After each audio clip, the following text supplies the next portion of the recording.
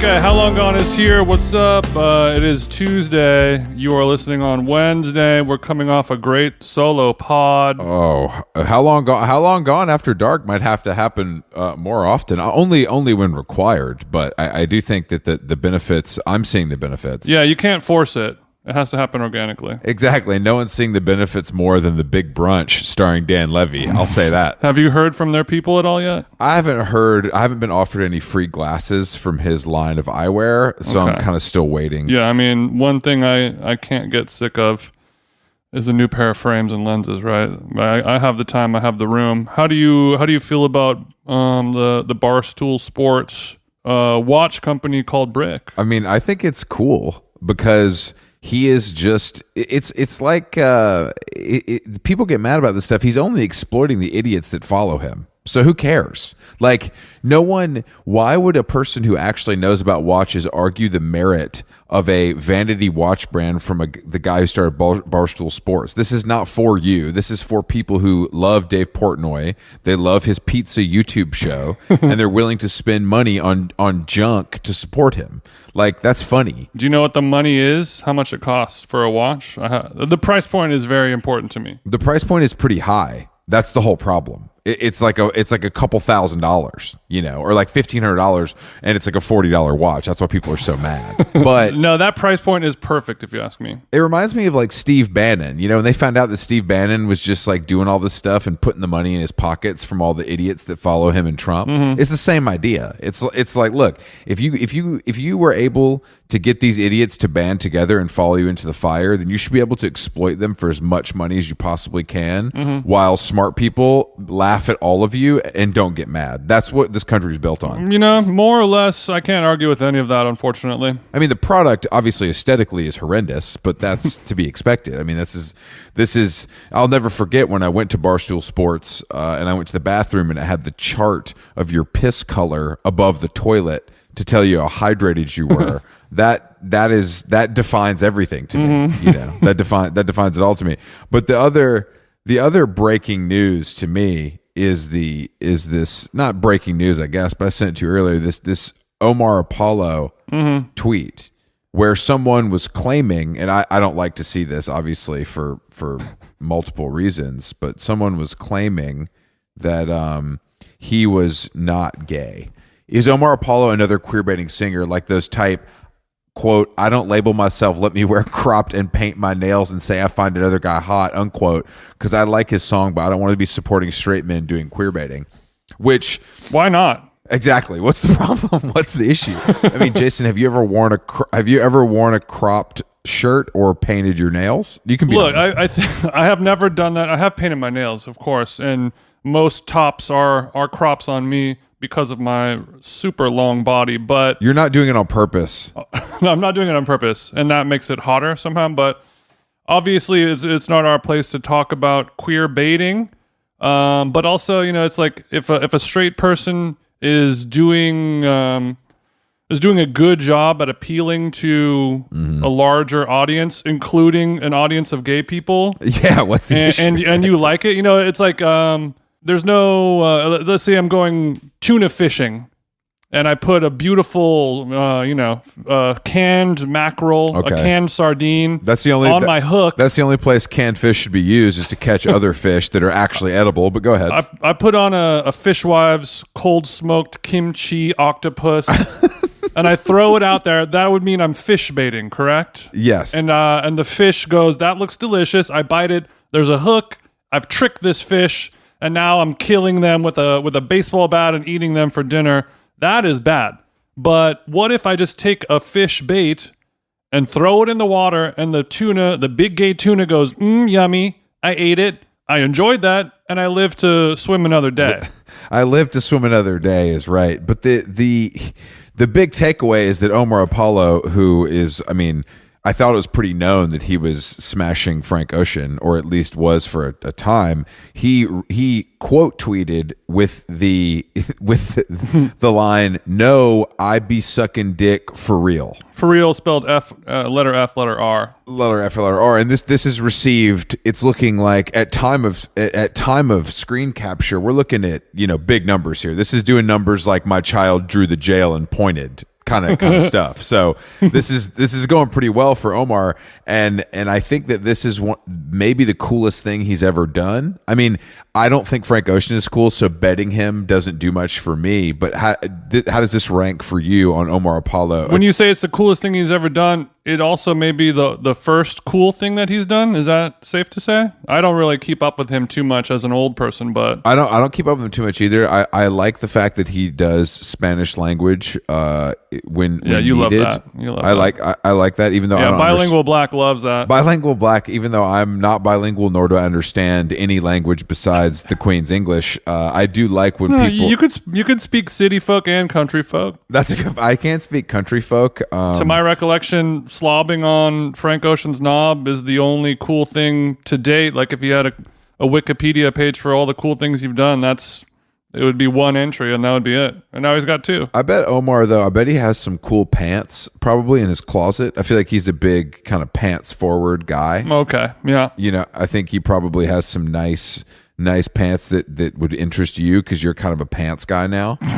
That's cool, but not as cool as saying, no, I be sucking dick FR. Okay. Thank you to Omar and so for kind of making that statement fun and cool. It was fun and cool. Yeah, we need more fun and cool stuff in our crumbling society, Jason. You know that. Yeah, when we watched him at Coachella, it was I was muy cansado, as they say, which means sleepy or tired, I guess. Speaking of... So he needs to start doing shit like this. Yeah, exactly. Yeah. Speaking of sleepy and tired, quickly before we get to our guest, last night, after I got back from the 1975 show at the sold-out Kia Forum, thank you to our friends at Kia. You did it again. I decided to finish off the Trevor Noah special because I hate myself. What are you going through, man? What's going on? First the Dan Levy brunch show, now Trevor Noah stand-up? Because TV is so bad and everything is ruined that I've decided it's only a torture device for me now.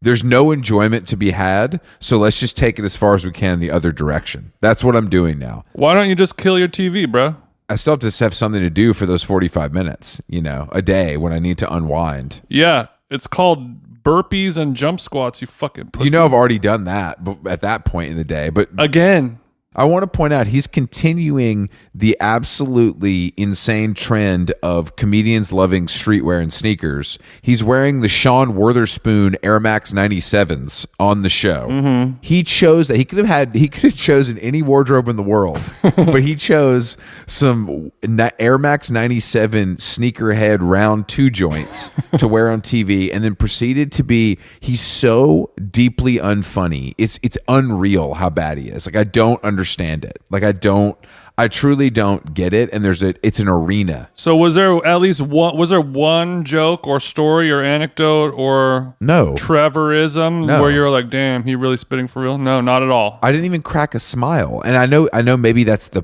point. He's supposed to make you think, but like, I'm not gonna. The only thing I'm thinking about is how he got in the sack with Dua Lipa. There's no way that was real. All they did, he did her podcast and they had some fucking dinner. There's no way he was. Bro, I could see it, dude. I could see him clapping because he is a good looking guy and he is also South African. What does that have to do with anything? I'm just saying it's exotic and could be interesting to a significant other or a sexual partner. That's all. I'm just saying he's not coming to the table with just like, I'm a white guy and I'm on TV. He's like, I'm a black guy from South Africa on TV. I've got a great head of hair. I'm wearing these cool sneakers. Let me get you a martini. Let's see where this goes. There's no way he fucking had sex with Dua Lipa. I know you don't want to believe it, but I think it's very possible that unfunny comedian Trevor Noah clapped it. I'm sorry. If this was a video podcast, you could see I'm plugging my ear holes shut with my 2 fingertips in protest. This is horse shit. I'm sorry. I just think that anything with celebrities is plausible because they're all just so lost. So you're saying there's a chance? There's definitely a chance. Yeah. If you were a barista somewhere, maybe, if you were a barista at a hotel or something, but I don't think podcasters going to get you in there. That's the closest I'm going to get to Dua Lipa is if I learn the art of... of espresso, if you're able to serve her a perfect flat white, maybe you could get between the legs. I can get Chris, come on, bro. I have a couple inns over at the Edition Hotel. I could, Yeah, I could it see can't you be that picking up- hard to foam some oat. I could see you picking up some shifts at the Edition. We do have a guest today, DJ, producer, physical therapy. His real name is Daniel Fisher, which I guess I'll call him if he makes me. But I think does he live in Berlin? No, I think he's a New York guy, but he could be in Berlin right now. Who knows? You know, these DJ guys, they're always traveling. These DJ guys are always traveling. Picking up gigs and stuff like that. So he could be over there. But I think he's a New Yorker, and he's done a pod before. Our friends of the show, Celebrity Book Club. He's close friends with them, and he appeared on their show a few months ago. And I listened in, and I sent him a message. I had known of him for a long time just through the world of EDM. And I was like, hey, man, good job on that podcast. Most DJs are really bad at podcasting, and you did a great job. So, Jason, you think you're the only DJ that can podcast. Don't worry. Daniel Fisher is here to prove you wrong. Let's give him a jingle if he can kind of, get his nose clean. Daniel, thank you. Are you joining us from a suite in Miami for the Art Basel Festival, or are you somewhere else? I am joining you from day 4 of my COVID quarantine in my apartment in New York. Oh, you're telling me a nightlife scion like yourself actually caught COVID from one of your little raves? I know, it's surprising. You've been spending too much time over at Bossa Nova, bro. What's going on? I had strep 2 weeks ago. I just got better, and then I immediately got COVID. Jesus. Okay, and I just want to understand. You're saying that you tested first mistake. You tested yourself for COVID. Okay, well, Why did you do that? Why would you do that? That's just foolish. it was in the midst of family Thanksgiving time. I had all this family in town visiting. I woke up on Friday. I was like, my throat feels a little weird. I had just gotten a huge pack of COVID tests that the pharmacist gave me for free, and I was like, oh, maybe I'll just take one. Flex. Not thinking in a million years that it would actually test positive. I never thought I could get it. I know other people got it, but I never thought I would test positive. So is this your first COVID, or have you tangled with it many a time? Oh, I doubt that. this is my second. Okay, that's not bad. Damn, that sucks. I was clocking you for a 4+ guy.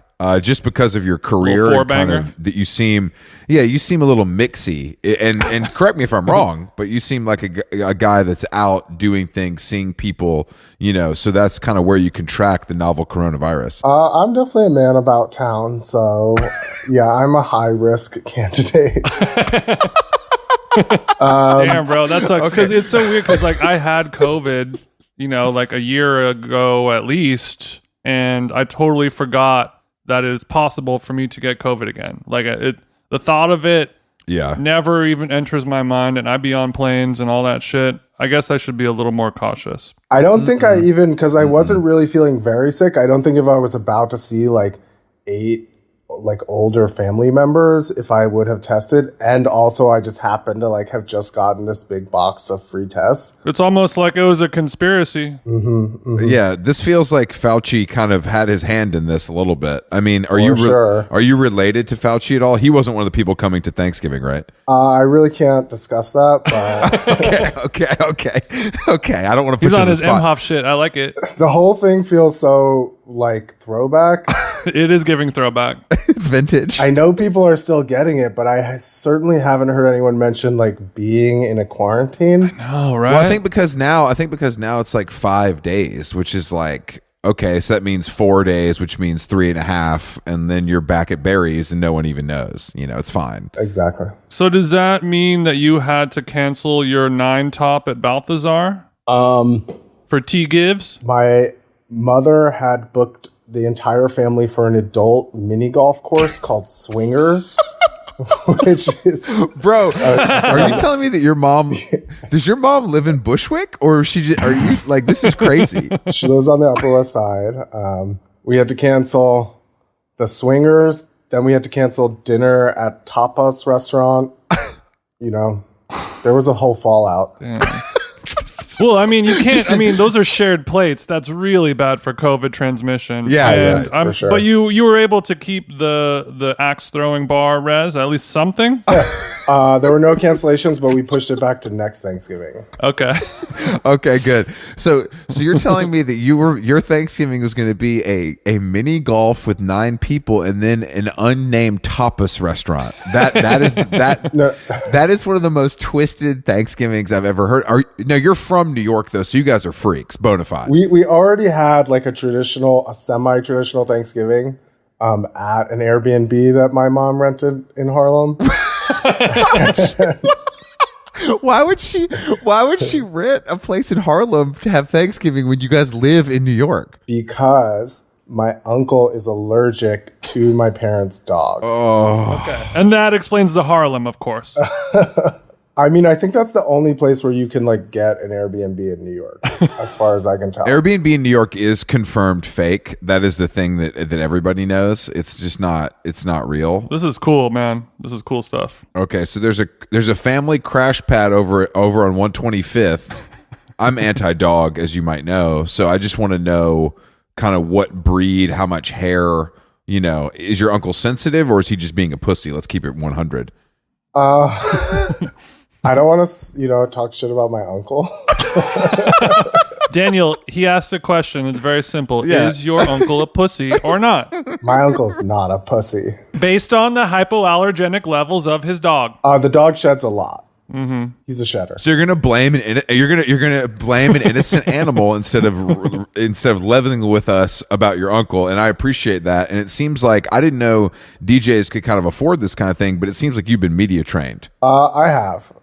You're spinning this thing like a Harlem Globetrotter, and I'm not particularly happy about it. I thought you were going to be a little more open. Daniel's got an Upper West Side pedigree, Chris. They're kind of built different over there. Finishing school, stuff like that. Yeah. Did you go to Cotillion or just regular high school? Like, what were you doing up there in your younger days? I actually grew up in New Jersey. That's cool. Well, New Jersey's secretly nicer, Jason. He's trying to dog whistle something to us. Jason's never visited Montclair. He thinks it's a puffer jacket. But Montclair is a kind of a beautiful neighborhood over there in New Jersey. It's not a puffer jacket. Well, Leafy. Daniel, what item were you planning on sticking your whole foot into for the Thanksgiving Day menu that you were unable to because of your quote unquote coronavirus? Well, no. Yeah, exactly. No, we had the Thanksgiving and then I tested positive. We canceled the mini golf. Everyone flew home because they were like stressed out. And then that was that. Okay, so you were able to have the sit down indoor dinner with your whole family, but the outdoor mini golf, we got that canceled. Okay. Yeah. And, we didn't know. So then what did you put your veritable foot into on the dinner table? Because I know you kind of be low key cooking with it, right? I do love to cook, but I did not cook anything. I was just there. Wow. One of the chefs handled it. Okay, well, how was the food? Look, your uncle, your mom, they're not listening to this shit. So let me know if they were the sweet potatoes burned. Was there too much butter? Did the yams touch the macaroni and cheese? All right. I'll break it down.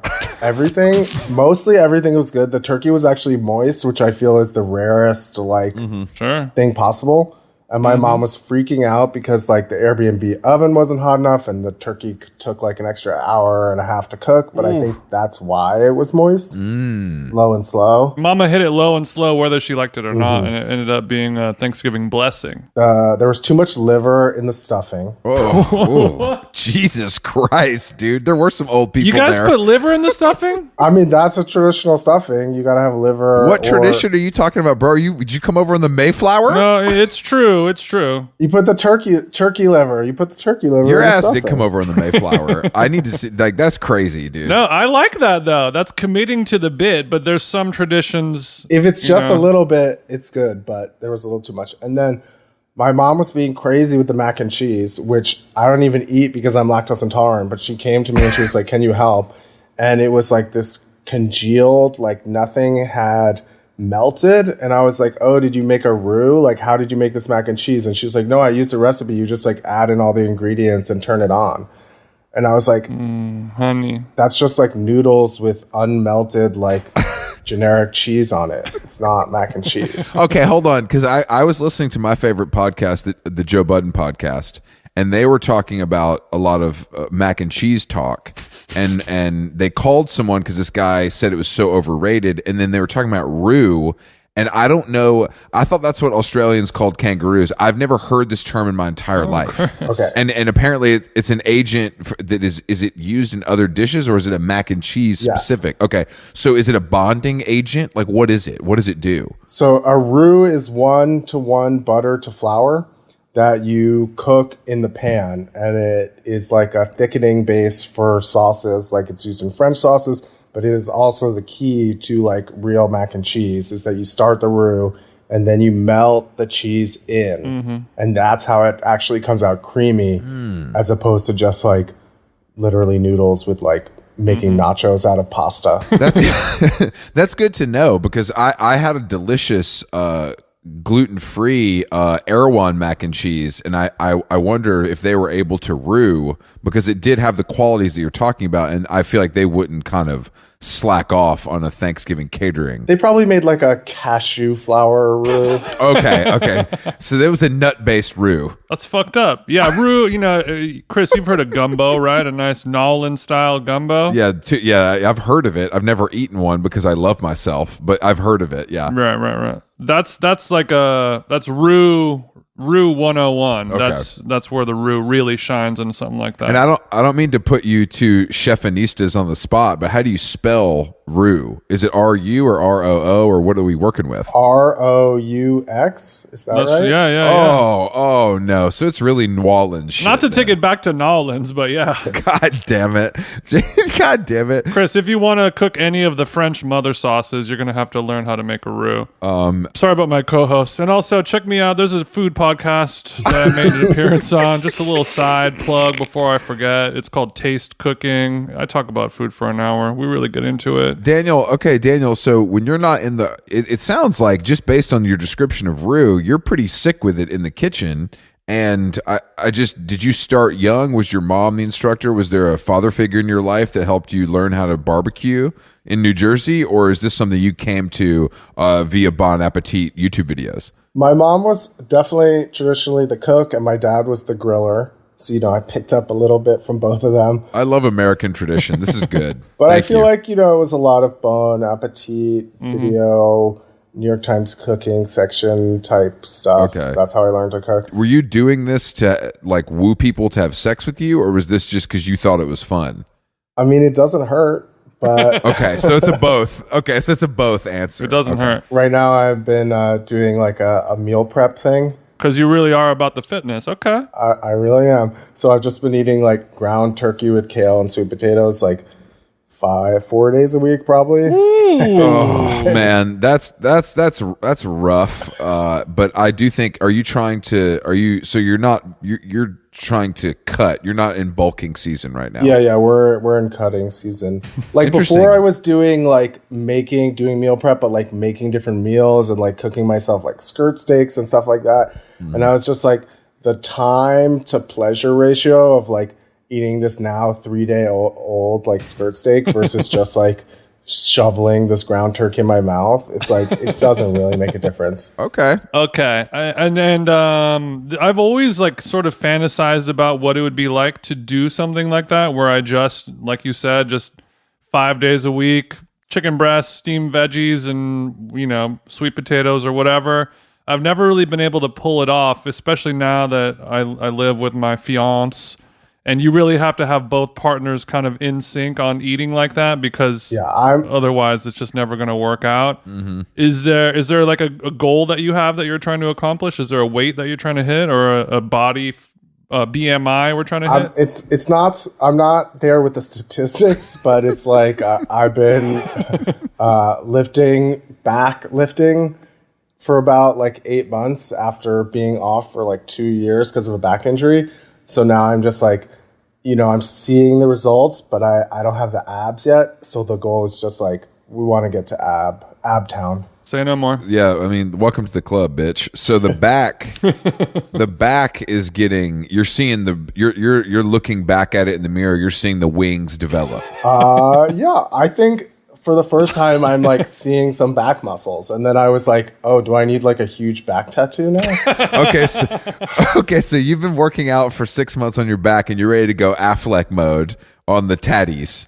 Now, do you have a trainer, or are you doing this via the Nike training app? Well, I've met with a trainer a few times because, like I said, I had a back injury. So I was like, wanted to kind of like ease in and figure out what would be safe and what wasn't. But mostly I'm just kind of like free balling. You know what you're doing. Well, I come in with a plan. I know exactly what I'm going to do. And then I'm like, but. You're a sponge for fitness content. I have a full staff, but I also do that sometimes, just to kind of see some variety. But what gym are you going to, and what is the steam room situation? Because that's all Jason cares about. Okay, so I go to a disgusting bodybuilder gym in Ridgewood, where I live. Oh my! Called Force Flex.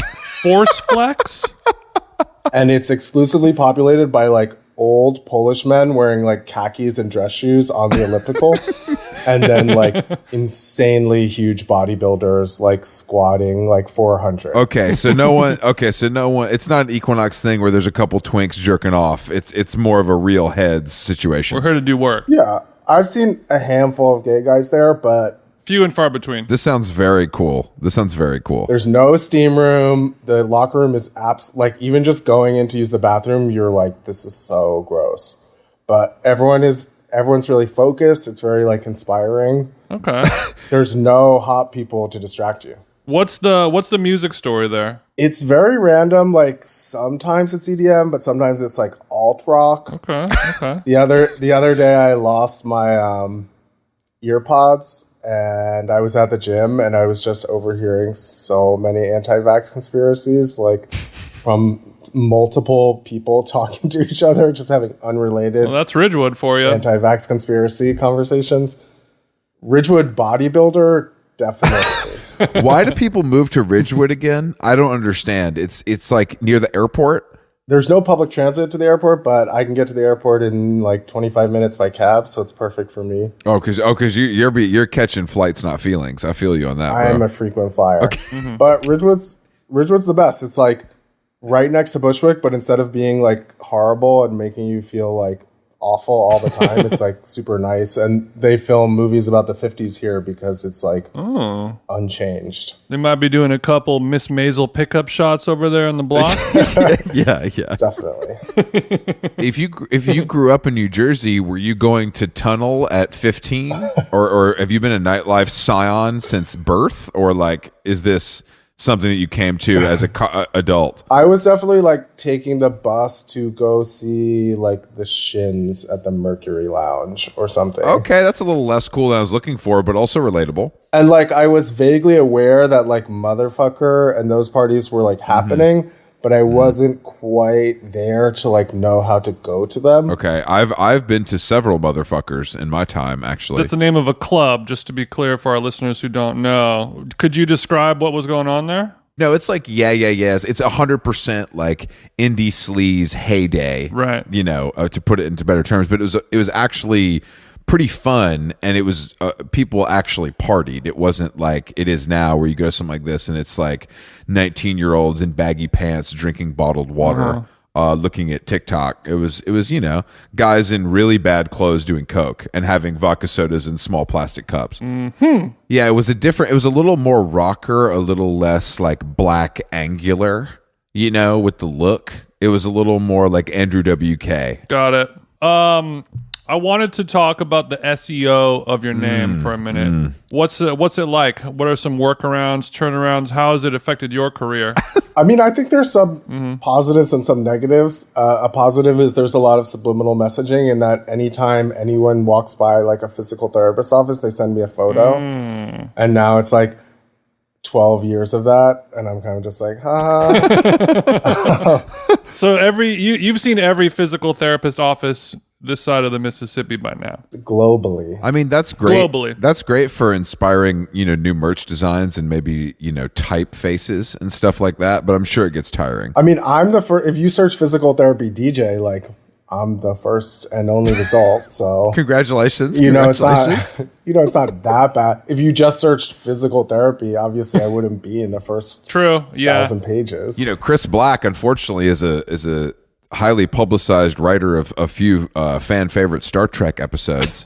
So I'm kind of battling against that on Wikipedia. So it sounds like you might have it better than me. The only thing is that my social media handles are physical therapy with an F, and then sometimes people think that's how I spell it, which grosses me out.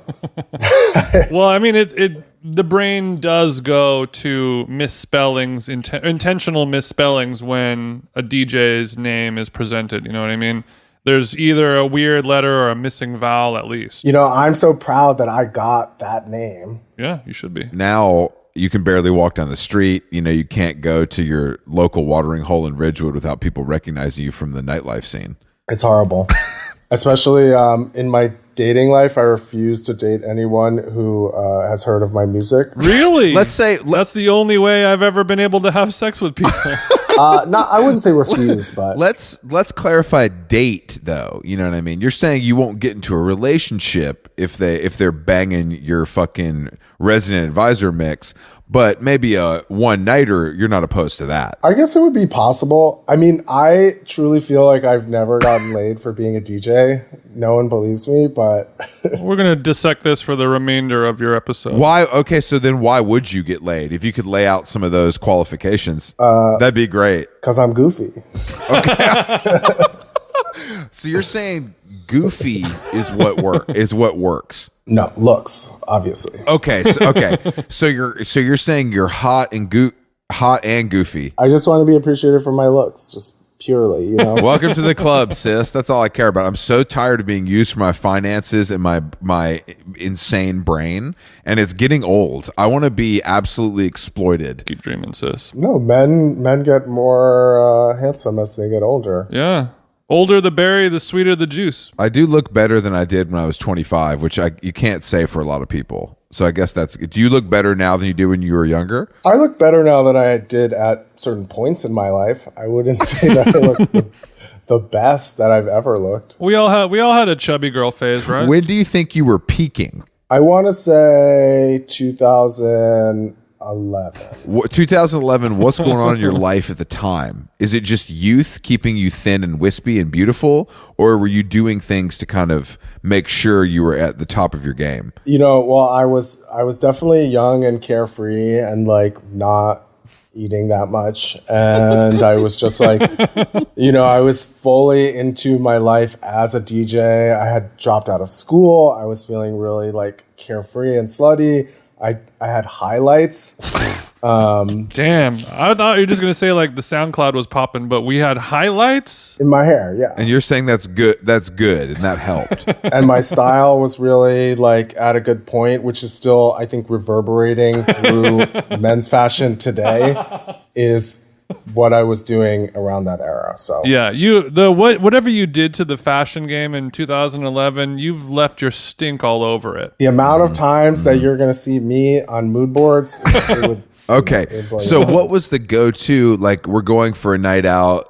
Everybody's over at your house for the pre-drink. You got the music playing. What is the outfit? What is kind of the go-to outfit that is gonna kind of keep your slut streak going? There was a throwback skater element. I was wearing puffy skate shoes, and then there would be super tattered denim element, and then maybe a golf sweater.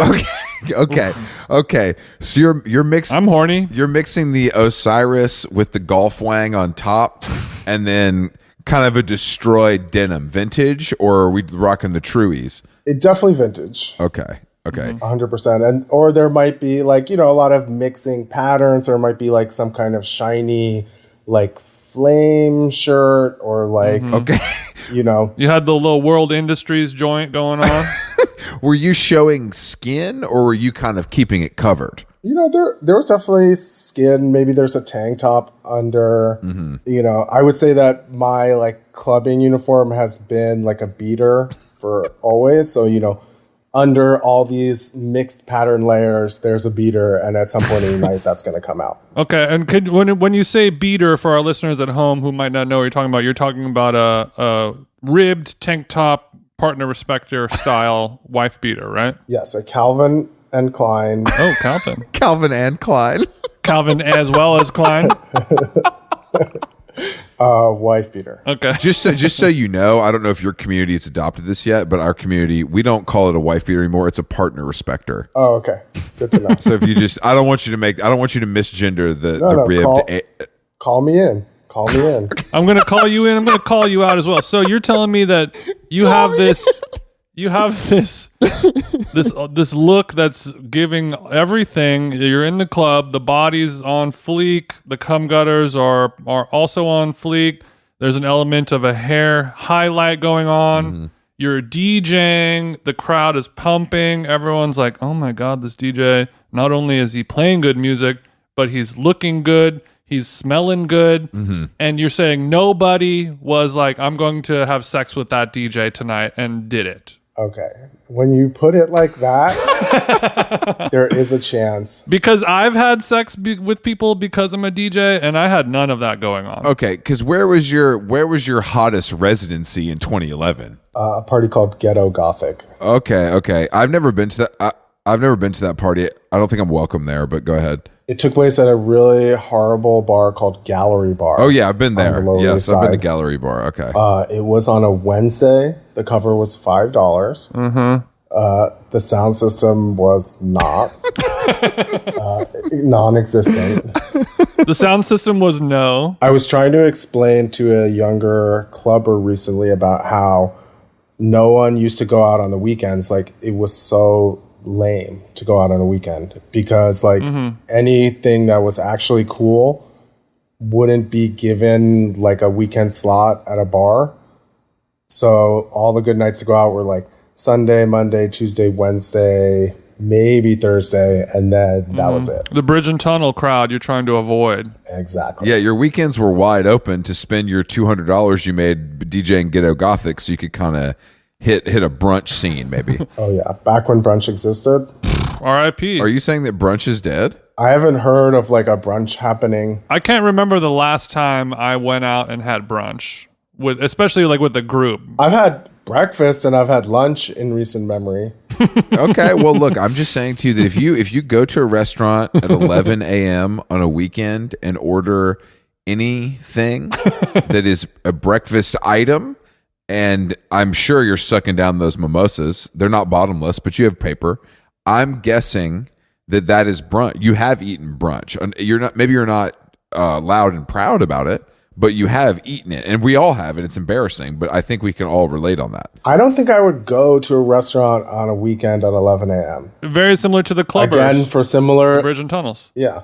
Like I would go to a diner like hungover at 1 p.m. after staying out all night, but okay. Well, I wouldn't go to like a cool restaurant at 11 a.m. wait in line for 58 minutes. Hold on. No one's waiting. And then get like creme brulee French toast.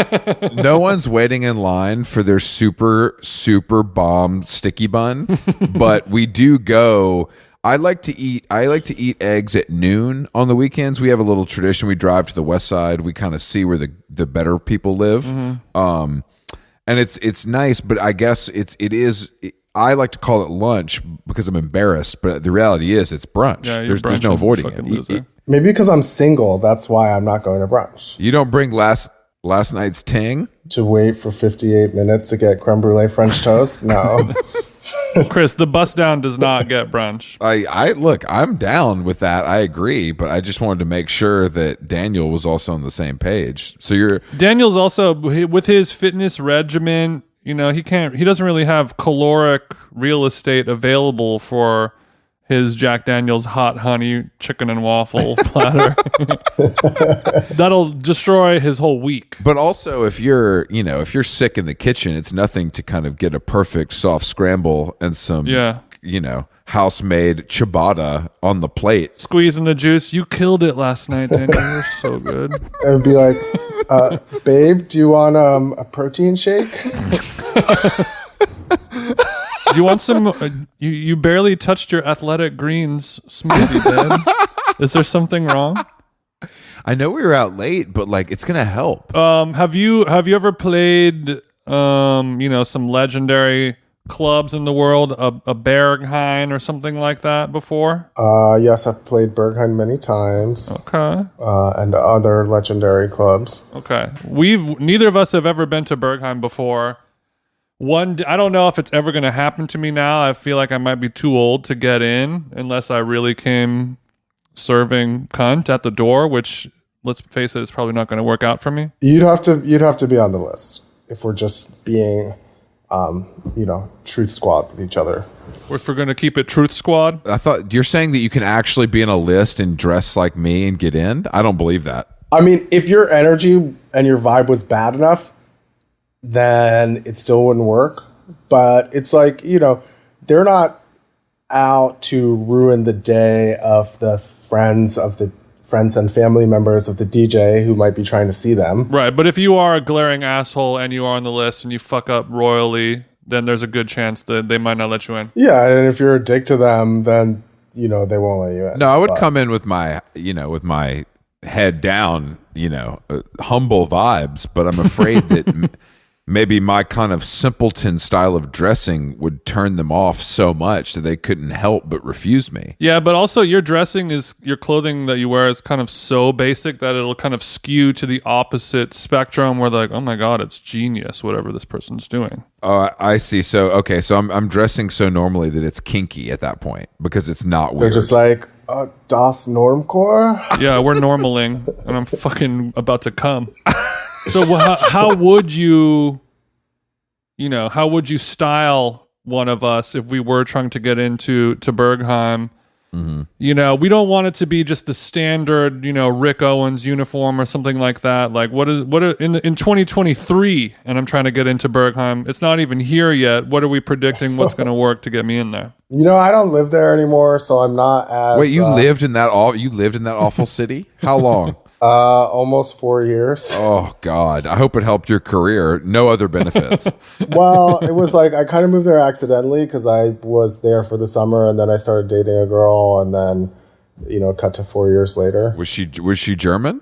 No, she was from New York, so it's like God, really didn't make any sense. Okay, I don't. Yeah, that's really bizarre. But what can you explain? I guess for you, Berlin is the motherland. Like that's like if you want to work in finance or you want to work in fashion, you come to New York. If you want to make it in the movies, you come to LA. If you want to make it behind the mixer, you have to go to Berlin. I mean, yes and no. Like, I think definitely way less so now than, 10 years ago. Now New York has almost as much going on musically in dance music as Berlin does. You can go see Peggy Goo 5 nights a week in New York, baby. Exactly. But it's like, I mean, they definitely party for longer there. So there's more DJ slots. I understand. Oh, so from a business standpoint, they're going they're going all night, so it's all G. Exactly. Yeah, in New York, it's like a one DJ and the opener, and that's yeah, it's like the party. Well, all the DJ sets are 4 hours there, so it kind of balances out. When I started DJing in New York, it was like the parties went from midnight till 4 a.m. and you would have 5 DJs on the lineup, so everyone played for 45 minutes. Mm-hmm. And then I moved to Berlin, and they're just like, everyone plays for at least 4 hours. Do you prefer that now that you've done it long enough? Because 4 hours, I've done a lot of 4-hour DJ sets, but you really got to be in the mood for it, right? If the party is good, like I'm a resident of Nowadays, and like once a year I'll do an all-night set that'll be like 9 hours long. Sorry, 9 hours long, bro. What the fuck? Yeah. Who wants to do that? I mean, I know you have no choice, but like, how are you flowing? It's like if you were at DJing like a bar gig where it's like people are coming in and out and they're not really paying attention, like 4 hours can be kind of torture.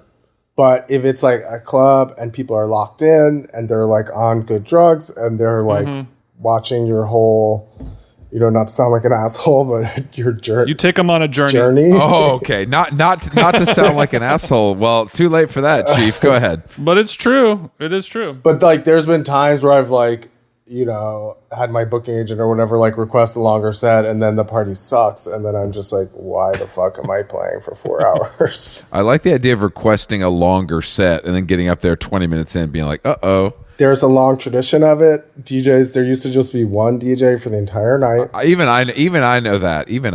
Okay, I'm not that stupid. Yeah, it's kind of one of the you see all these DJs and it's arts. Like, from front to back, from opening to close. Anyone can get up there at peak time, play an hour of their absolute like most Don't come crushing for it Jason. Don't jams come for and them jeans kill like it. that. Okay, he can't. He can only do a 45-minute set. You can write a song, but can you write an album? Yeah, that's true. You can write a Substack, but where's the book? You know. Exactly. You know what happens? Are we wearing a shiwi? Let's go through the P story. But you did your 4-hour set was like at an Urban Outfitters, so it was a little easier. No, like that's harder. It was at Urban Outfitters for probably an Adidas activation.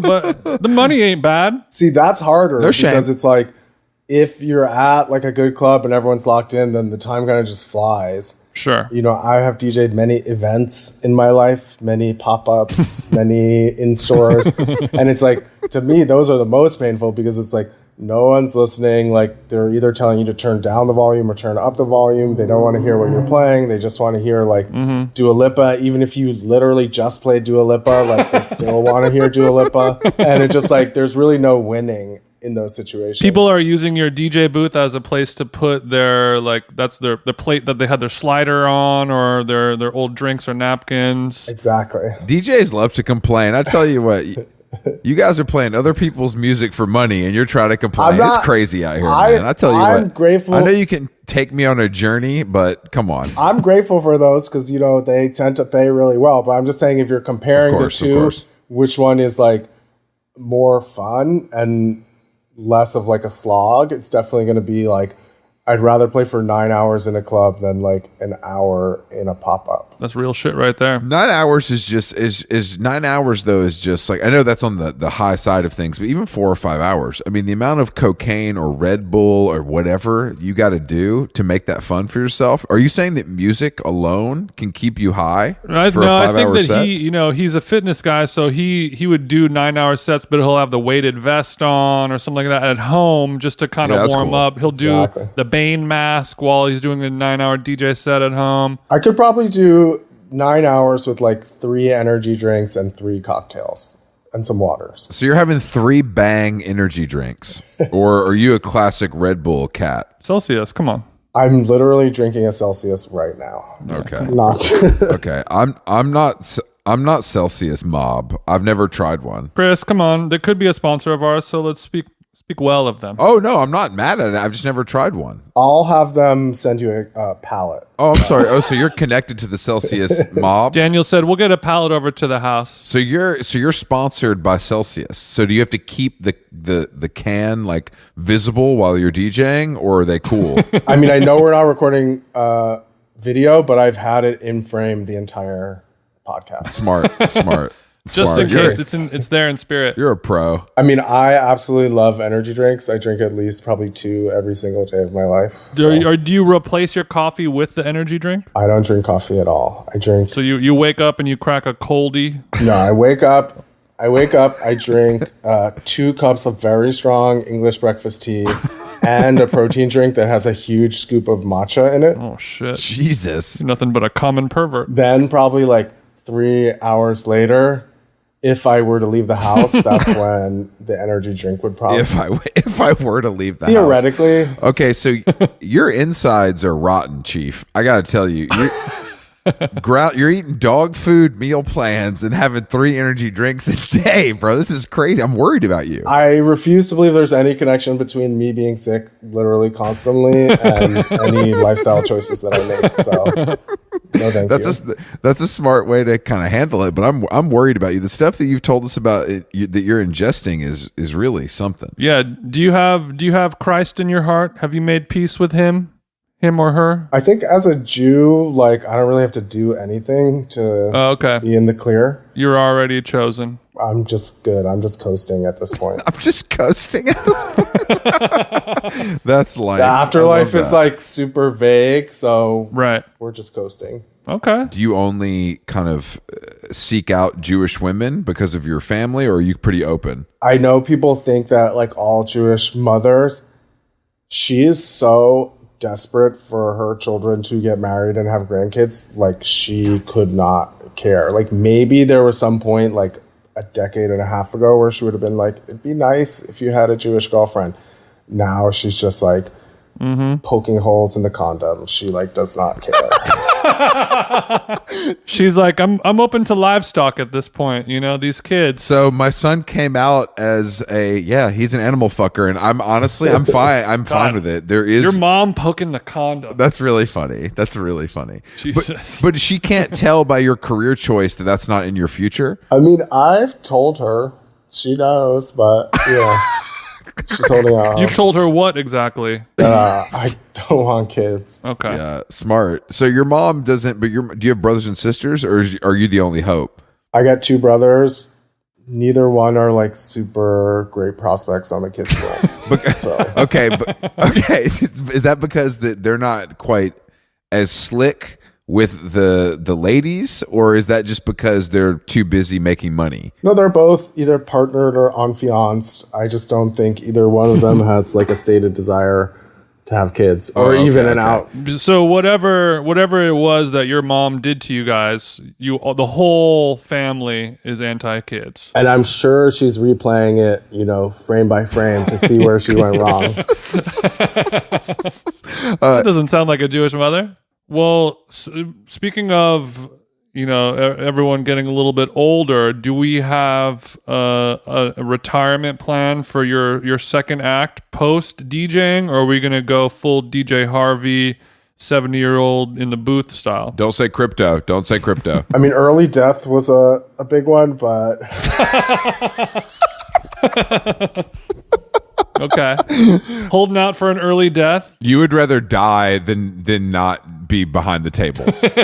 You know, here's the issue. Like, you know, being the DJ Harvey, like, you know, he's playing just as many gigs as he wants, and he's flying first class. He's getting his old dick sucked by whoever he wants. Sounds fun. But, you know, if I were to spend another 20 years, like, flying around the world in coach and, like, praying to get upgraded to Comfort Plus, like... you know, that is a little less glamorous when your like back hurts and your knees hurt and you're just like still trying to like sneak in with carry on. Okay. Yeah, that is one thing. It's weird because as a podcaster, whenever we travel and tour, it's sort of just like if we want to get upgraded, then we got to kind of upgrade ourselves. But back in the day when the promoter would book the flights, it was always just like, the only priority is whatever the cheapest one is, and that's just what it was. But back then I was still like, man, pinch me, I am dreaming. Some fucking guy paid for my airplane ticket. This is so crazy. Well, Jason, they've heard the Throw Some D's remix. They know. I mean, it was they had heard some of your hits and knew it was worth every penny to fly you to Oklahoma City for that Thursday night. I mean, I still think it's insane that someone is like, you know, paying me to go fly somewhere around the world to DJ. Yeah. But it is just like, you know, 12 years in, you don't necessarily have that like wonderment. The bloom is off the rose a little bit. And I have my, you know, Delta status. You know, there's certain things that come with age. What? Hey, big dog. Don't start talking about Delta unless you want to share your status. We're gold, and what? we're so close to platinum, but we're not going to get there. Platinum. Okay, let's go back to the kid. Let's go back to the kids table. Let's go back to the kids table, Chief, where you're talking to Diamond Medallion on this side. You know what I'm saying? So I just want you to kind of put some respect on my name. Well, I'm not there. We got to try harder because you've probably been taking some budget United flights, or you've been JetBlue Mint because you thought that was cute, but you got to stick with Delta. You know, I try, and someone was like, "Why don't you just fly somewhere?" Like to get the last flight in, and I'm just like, the last thing I want to do is fly anywhere. We call that in the business, we call that a points run. I actually might have to do a points run because I'm so close to hitting that diamond, and I need like a $1,500 flight ticket before the end of the year, and then I'm diamond status. I would accept a flight gift from you, Jason, if that's something that you need to do. Same. Yeah, maybe you surprise me and Daniel with a trip somewhere that we don't know the destination, and you just book the tickets. Oh, interesting. Yeah, just a fella's weekend in Lake Havasu, or maybe we could hit. Maybe as a nice thank you for appearing on your podcast that you make money from. You could, shoot a $1,500 flight my way. We'll think about it. I mean, for me, travel and work are so like tied together in my brain now. Like, it's hard for me to even like think of just like what a straight up vacation would be like. When you're a DJ, every day is a vacation. Great point. I mean, also true. Great point. So what's on the horizon as we're closing up here, Daniel? Anything, any exciting news, any plugs, any stuff like that you want to get into? God, I wish I had something to plug. Definitely check out my SoundCloud. Okay. We could do that. We'll check out the SoundCloud. We'll check out physical therapy on the SoundCloud application, and we'll check you out at one of your little late night soirees. I'm sure we can follow you on Instagram to find out when you're behind the decks. When is this episode coming out? Tomorrow. Okay. This Friday, come to Nowadays for my residency night. Oh, that could be your flight. Just hop on over to New York. Yeah, what kind of music? I don't really go out, and I don't really like the kind of music you play, I'm guessing, but what do you play? Chris goes to see the 1975, and that's about it. Are you doing open format, or are we kind of focused on a certain genre of electronic music? It's not open format in the traditional sense of, blending the Supremes into an 8-track remix of the AAS or whatever.